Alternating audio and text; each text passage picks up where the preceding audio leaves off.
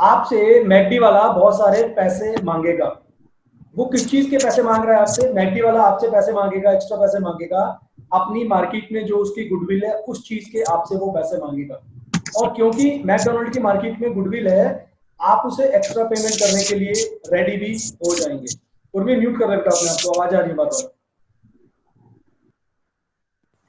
ठीक है, तो अब हम इस चैप्टर के अंदर बेसिकली ये सीखने वाले हैं कि हमें उस गुडविल की कैलकुलेशन करनी कैसे है। जब आप गुडविल की सेल परचेज करते हैं तो किस टाइप से उसकी कैलकुलेशन होती है। हमारे इस चैप्टर के अंदर 3 मेथड्स हैं, जैसा आप स्क्रीन पर देख रहे होंगे। पहला है एवरेज प्रॉफिट, फिर सुपर प्रॉफिट और थर्ड है कैपिटलाइजेशन मेथड। सबसे पहले आज हम शुरू करेंगे एवरेज प्रॉफिट मेथड क्या होता है। सबसे पहली चीज, एवरेज प्रॉफिट मेथड बहुत ही आसान सा मेथड है। देखिए इसका फॉर्मूला आपको यहाँ पर दिखाई दे रहा होगा। इस मेथड के अंदर गुडविल निकालने का फॉर्मूला होता है value of goodwill is equal to average profit into number of years purchase. देखिए एवरेज प्रॉफिट का मतलब क्या होता है। एवरेज प्रॉफिट बहुत आसान सी चीज है। फॉर एग्जांपल अगर मुझे 4 सालों का प्रॉफिट दिया हुआ है कंपनी का, तो मैं एवरेज प्रॉफिट निकालने के लिए क्या करूंगा, उन 4 सालों के प्रॉफिट को मैं ऐड करूंगा और 4 से डिवाइड करूंगा।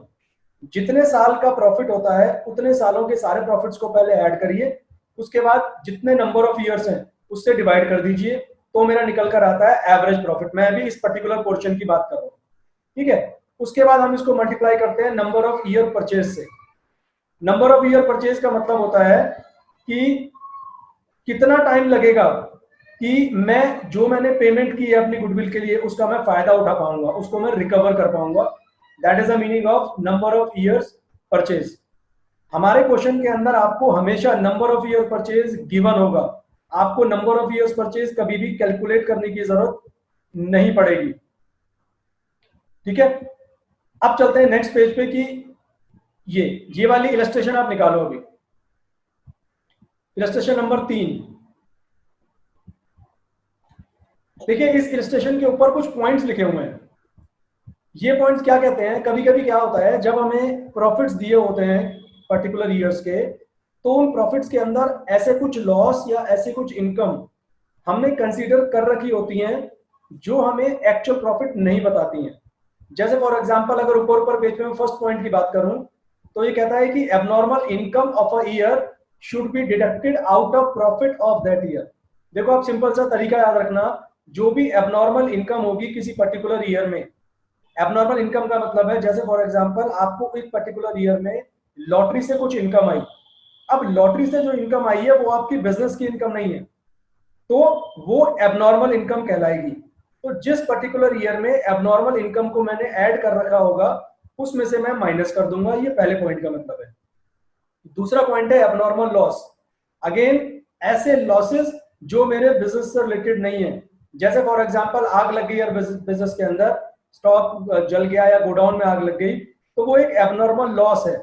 उस एबनॉर्मल लॉस को आपने ऐड करना है। तो 2 पॉइंट क्लियर हो गए। एबनॉर्मल इनकम को आप माइनस करेंगे, एबनॉर्मल लॉस को आप ऐड बैक करेंगे। थर्ड पॉइंट देने का है income from investment. Income from investment भी ऐसी इनकम है जो बिजनेस के बाहर से मुझे मिलती है, जो बिजनेस की रेगुलर इनकम नहीं है। तो इनकम फ्रॉम इन्वेस्टमेंट को भी आप माइनस करेंगे। अब यहां पर एक फोर्थ पॉइंट और आता है जो आप लोग अपनी कॉपीज में नोट करिए, अभी लिखिए सभी लोग अपनी कॉपीज में। कोई भी नॉर्मल अगर एक्सपेंस होगा, नॉर्मल एक्सपेंस आपने माइनस करना है। ये फोर्थ पॉइंट है। ठीक है, तो एक बार दोबारा बता देता हूं। एबनॉर्मल इनकम माइनस होगी, एबनॉर्मल लॉस प्लस होगा, इनकम फ्रॉम इन्वेस्टमेंट माइनस होगी, और अगर कोई नॉर्मल कंपनी का एक्सपेंस है वो भी माइनस किया जाएगा। अब चलते हैं इस वाले थर्ड वाले एग्जांपल के ऊपर। देखिए टोटल कैपिटल दे रखी है हमें कंपनी की। 3 पार्टनर्स हैं, सौरभ, मोहित एंड निखिल। तीनों की कैपिटल है 1 lakh rupees. Net profit for the last 3 year, 3 सालों का प्रॉफिट दे रखा है 40, 46 एंड 52,000। और 2014 और 2015 के बीच में, मतलब इस ईयर में कंपनी को एबनॉर्मल लॉस हुआ था 3,000 रुपए का। कहता है गुडविल कैलकुलेट करिए एट 2 इयर्स परचेज। ये जो फॉर्मूला बताया था ना मैंने, नंबर ऑफ इयर्स परचेज, ये वही चीज है 2 इयर्स परचेज मतलब कि 2। और एवरेज प्रॉफिट मेथड का फॉर्मूला इसमें लगाना है, उससे गुडविल कैलकुलेट करनी है। देखिए सबसे पहला स्टेप क्या होता है, हमें जितने भी प्रॉफिट्स गिवन होते हैं उन सबको ऐड करना होता है। जिससे हमारा एवरेज प्रॉफिट निकलता है। क्योंकि देखो यहाँ पर जो फॉर्मूला है गुडविल का वो है average profit into number of years purchase. तो मुझे सबसे पहले कैलकुलेट करना है average profit. But average profit को निकालते वक्त जो प्रॉफिट्स मेरे क्वेश्चन में मुझे गिवन होंगे उन प्रॉफिट्स में से ये जो मैंने तीन ऊपर एडजस्टमेंट आपको बताई है, चार एडजस्टमेंट जो भी बताई है, वो पहले हम एडजस्टमेंट करेंगे। अब 2013-14 और 2015-16 इनके बारे में कोई इंफॉर्मेशन नहीं है, तो इनका प्रॉफिट मैंने एज इट इज 40 और 52,000 लिख दिया। बट जो 2014 और 2015 का प्रॉफिट है उसके अंदर उसने बोला कि एक एबनॉर्मल लॉस है 3,000 रुपए का। तो मैंने ऊपर बताया था कि एबनॉर्मल लॉस होगा उसको मुझे ऐड करना है। तो आपने क्या करना है 46,000 में 3,000 के एबनॉर्मल लॉस को जोड़ दीजिए और आपका जो प्रॉफिट निकल के आया वो आया 49,000। तो आपका ये इस पर्टिकुलर ईयर का प्रॉफिट हो गया जो मुझे यूज करना है जब मैं गुडविल की कैलकुलेशन करने के लिए एवरेज प्रॉफिट निकालूंगा। तो अब मुझे क्या करना है, इन तीनों प्रॉफिट्स को मैं ऐड करूंगा। तो मेरा टोटल प्रॉफिट आया 1,41,000 रुपीज। तो अब निकालूंगा सबसे पहले मैं एवरेज प्रॉफिट, जिसका फॉर्मूला क्या है, total profits divide by number of years. ये फॉर्मूला आप लिख लो अगर याद ना रहे तो। टोटल प्रॉफिट्स हुए 1,41,000 डिवाइड बाय 3, तो आपका आ गया 47,000। ये आ गया एवरेज प्रॉफिट। अब गुडविल का फॉर्मूला लिखो, average profit into number of years purchase. तो मेरा एवरेज प्रॉफिट निकला अभी अभी 47,000, इनटू करना है मुझे 2 which comes out to be 94,000 rupees. तो ये मेरा आ गया गुडविल 94,000 रुपीज। ये हमारा पहला क्वेश्चन खत्म हुआ एवरेज प्रॉफिट मेथड से। ये था बिल्कुल सिंपल क्वेश्चन। 7:30 लेगी शाम को। बेटा अपने आप को म्यूट रखिए। आपको कोई अगर डाउट पूछना है, सवाल पूछना है मुझसे क्वेश्चन में, तभी आप अपने आप को अनम्यूट करें। हाँ कोमल, को सवाल है आपका? अब चलते हैं नेक्स्ट इलस्ट्रेशन पे, इलस्ट्रेशन नंबर 4। बेटा ये रेडमी के नाम से कौन है? अपना नाम चेंज करिए, मुझे पता लगे कौन सा स्टूडेंट है।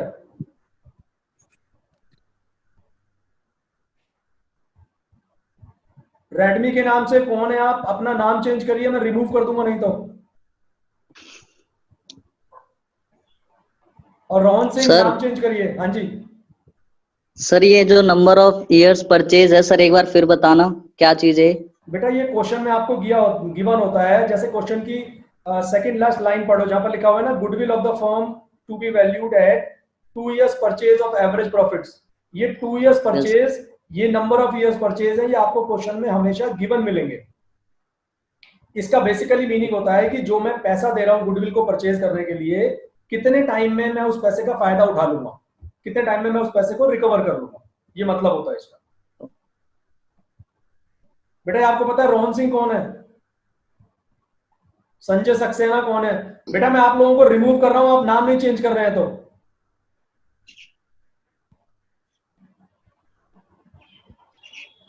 सर मेरी बुक में ये क्वेश्चन ही अलग है जो आपने करवाया है न्यू बेटा वाली में। बेटा कोई दिक्कत नहीं है, अगर क्वेश्चन भी अलग है, मैंने ये सारे के सारे फोटोज ग्रुप में भी शेयर कर रखे हैं, आप देख लेना वहां पर भी जाकर। तो नई पुरानी बुक का फर्क हो सकता है, बट कोई इशू नहीं है, आप लोग कॉन्सेप्ट समझने पे ध्यान दो अभी। Okay sir. रोहन सिंह को मैं रिमूव कर रहा हूं क्योंकि उसने बंदे ने नाम चेंज नहीं किया अभी तक अपना। रोहन सिंह कौन है आप?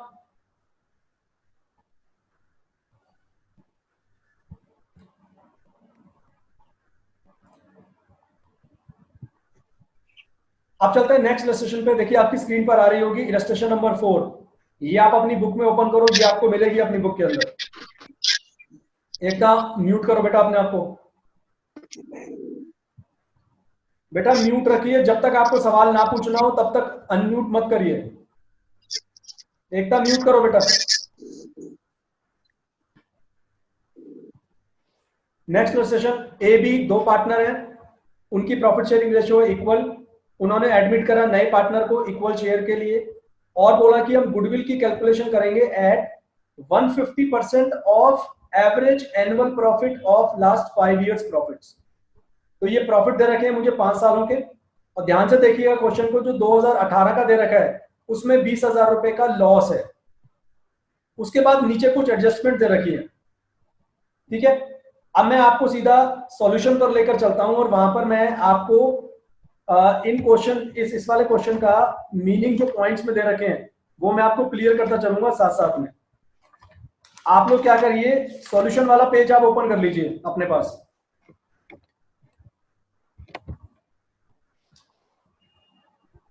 अगर किसी के पास नहीं है तो मैं शेयर कर रहा हूं, देखो ये वाला जो कैलकुलेशन है ये इस क्वेश्चन का आंसर है। देखिए सबसे पहले आपने क्या करना है, इस तरीके से आप टेबल बनाएंगे। आपको प्रॉफिट्स दे रखे हैं 5 सालों के, सबसे पहले प्रॉफिट्स लिख दीजिए 5 इयर्स के, और ध्यान रखिएगा 2018 का इसमें लॉस था तो उसको आप माइनस में लिखिएगा, ठीक है। अब चलते हैं क्वेश्चन के पहले पॉइंट में, जो एडजस्टमेंट दे रखी थी उसमें लिखा हुआ था during the year ended on 31 मार्च 2016 एक एसेट था जिसकी कॉस्ट थी 2 लाख रुपए की, जिसकी बुक वैल्यू थी 1.5 लाख रुपए की, उसको मैंने 1,24,000 रुपए में बेच दिया। देखिए जब भी किसी एसेट का सेल परचेज में हम लॉस निकालते हैं या प्रॉफिट निकालते हैं तो हमेशा याद रखिएगा आप उसकी बुक वैल्यू को उसकी सेल वैल्यू से कंपेयर करेंगे। इसका मतलब ये हुआ मेरा जो बुक वैल्यू था वो था 1.5 लाख रुपए का और मैंने उसको बेच दिया 1,24,000 रुपए में, तो 1.5 लाख का एसेट मैंने 1,24,000 में बेचा तो मुझे 26,000 का लॉस हुआ यहाँ पर, ठीक है। तो loss on sale of asset है। अब एसेट की सेल परचेज के जो लॉस या प्रॉफिट होते हैं वो हमारे एबनॉर्मल लॉस या एबनॉर्मल गेन कहलाते हैं। तो यहाँ पर मुझे नुकसान हुआ, इसका मतलब है 26,000 रुपए का मेरा एबनॉर्मल लॉस है। तो सॉल्यूशन में देखो 26,000 रुपए में ऐड करूंगा, मैंने बताया था ना कि एबनॉर्मल लॉस आपने ऐड करना है, तो मैंने लिखा loss on sale of asset और 2016 के प्रॉफिट में मैंने ऐड कर दिया। अच्छा देखियो यहाँ पे स्टूडेंट क्या गलती करते हैं, अक्सर उन्हें ईयर पहचानने में मिस्टेक होती है। यहाँ पर लिखा हुआ है क्वेश्चन में ड्यूरिंग द ईयर एंडेड 31 मार्च 16, तो इसका मतलब है 2015 2016 ऐसे ईयर को कहेंगे, मगर हम प्रॉफिट पिक करेंगे 2016 वाला, क्योंकि क्वेश्चन में मेंशन है, ये चीज ध्यान से समझ लो, यहाँ पर मेंशन है ईयर एंडेड, यानी कि 2016 में जो मेरा ईयर एंड हुआ, तो गलती से 2015 में इसको ऐड मत कर देना, ये चीज ध्यान रखिएगा सभी लोग। तो 2016 वाले प्रॉफिट में मैंने क्या करा, 26,000 रुपए का लॉस जो मेरा एबनॉर्मल लॉस है वो मैंने वापस ऐड कर दिया। बेटा किसी का डाउट तो नहीं है इस पॉइंट में?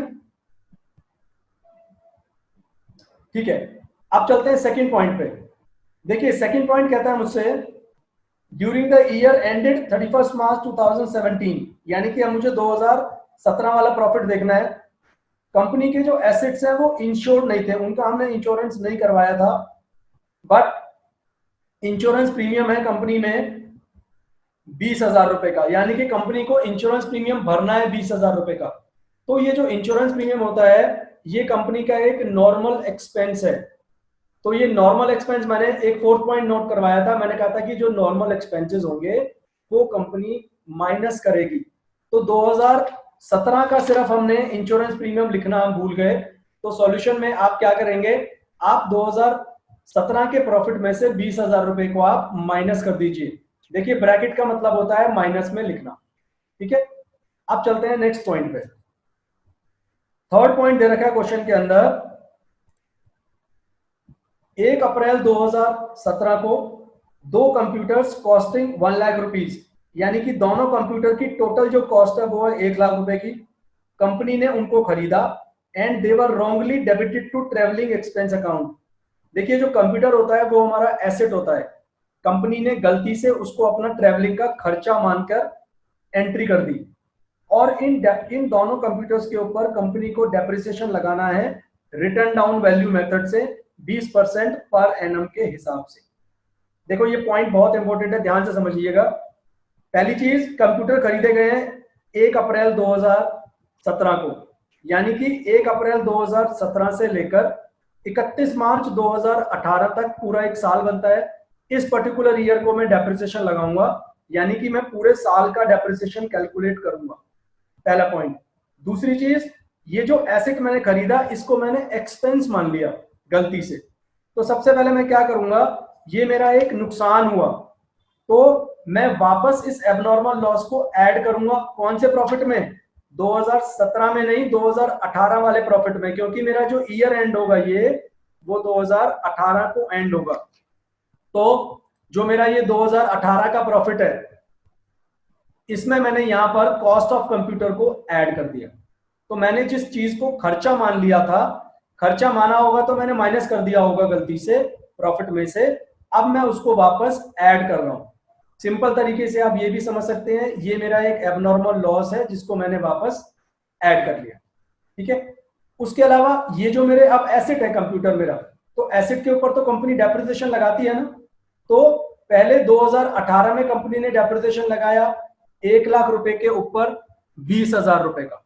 देखो यहाँ पर वर्किंग नोट में इन्होंने शो भी कर रखा है, depreciation on computers for the year ended 31 मार्च 2018 1 लाख का 20% 20,000 रुपए। अब क्योंकि हमारे क्वेश्चन में नेक्स्ट ईयर भी दिया हुआ है, तो अगले साल हमारे पास एसेट है, यानी कि इस 1 लाख रुपए वाले कंप्यूटर्स के ऊपर हम वापस अगले साल में भी डेप्रिसिएशन लगाएंगे। और आपको याद होगा 11th में सिखाया था कि रिटर्न डाउन वैल्यू मेथड का मतलब होता है पिछले साल का डेप्रिसिएशन पहले हटा दो कॉस्ट में से। तो अब मैं क्या करूंगा नेक्स्ट ईयर के लिए, 1 लाख में से पहले 20,000 रुपए माइनस करें तो बचा 80,000 रुपए। 80,000 का अब मैं 20% करूंगा जो आएगा 16,000 रुपए। तो नेक्स्ट ईयर का मैं डेप्रिसिएशन लगाऊंगा 16,000 रुपए। और डेप्रिसिएशन दोनों बार आपको माइनस करना है क्योंकि ये नॉर्मल एक कंपनी का एक्सपेंस है। तो डेप्रिसिएशन दोनों प्रॉफिट्स में से माइनस कर दिए मैंने। अब मेरे 5 साल के प्रॉफिट्स निकल के आए हैं जिनको हम कहेंगे एडजस्टेड प्रॉफिट। एडजस्टेड प्रॉफिट का मतलब है सारी एडजस्टमेंट करने के बाद। ठीक है, अब आप क्या करेंगे, इन 5 प्रॉफिट्स को ऐड करेंगे और 5 से डिवाइड करेंगे ताकि आपका निकल कर आ जाए एवरेज प्रॉफिट। तो मेरा एवरेज प्रॉफिट आ गया यहाँ पर 80,000 रुपए। अब एक बार क्वेश्चन में चलते हैं वापस। देखिए क्वेश्चन ने बोला था आपको जो गुडविल कैलकुलेट करनी है वो कैलकुलेट करनी है 150% ऑफ एवरेज एनुअल प्रॉफिट। यानी कि मैं क्या करूंगा, यहाँ पर मैं स्ट्रेट जो मेरा एवरेज प्रॉफिट निकला था उसका 150% कर दूंगा। तो 80,000 इंटू 150 डिवाइड बाय 100, तो मेरा आंसर आ जाएगा गुडविल का।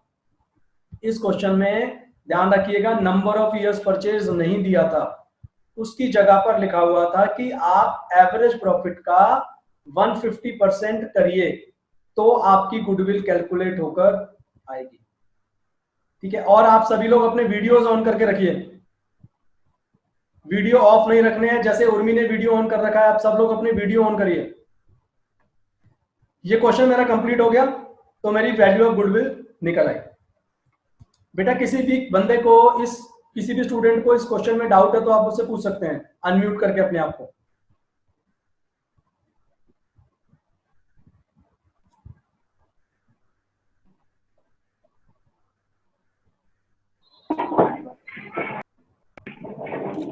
सर।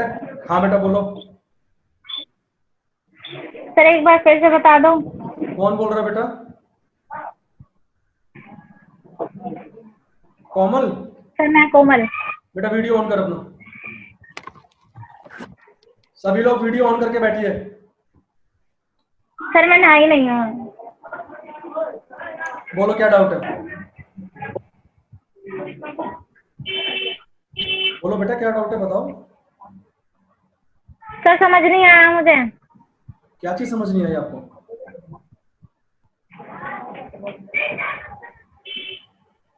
मैंने पूछा बेटा क्या समझ में नहीं आया?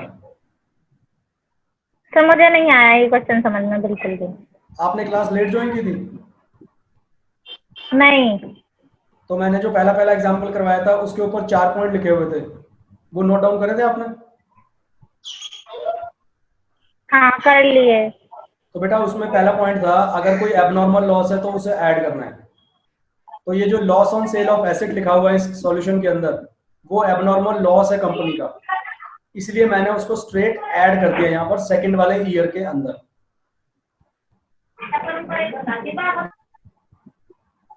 बोलो क्या डाउट है अब? सर एक बार करके देखूंगी, नहीं होगा तब पूछ लूंगी। बेटा ये पॉइंट याद रखना आप सिर्फ कि एबनॉर्मल लॉस ऐड करते हैं, एबनॉर्मल गेन माइनस करते हैं, इनकम फ्रॉम इन्वेस्टमेंट भी माइनस करते हैं।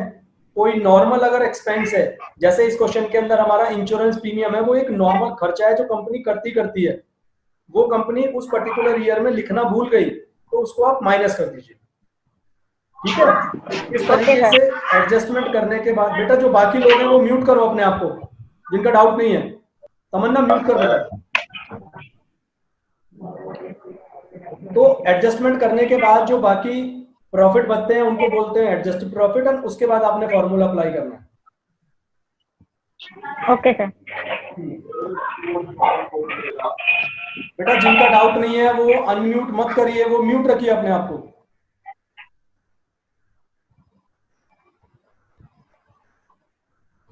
अब आइए जरा नेक्स्ट इलस्ट्रेशन पे, ये वाली जो आपके स्क्रीन पे आ रही होगी, इलस्ट्रेशन नंबर 5।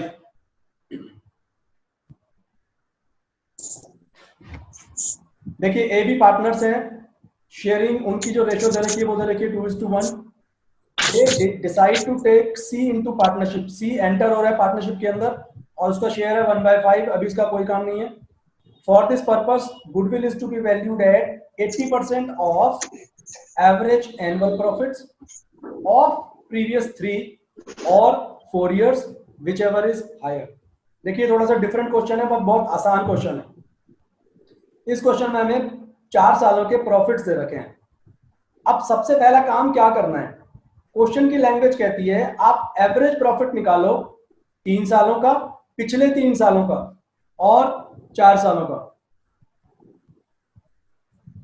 ठीक है, देखो सबसे पहले हमने क्या करना है सॉल्यूशन में। सॉल्यूशन देखिए आप सब लोग,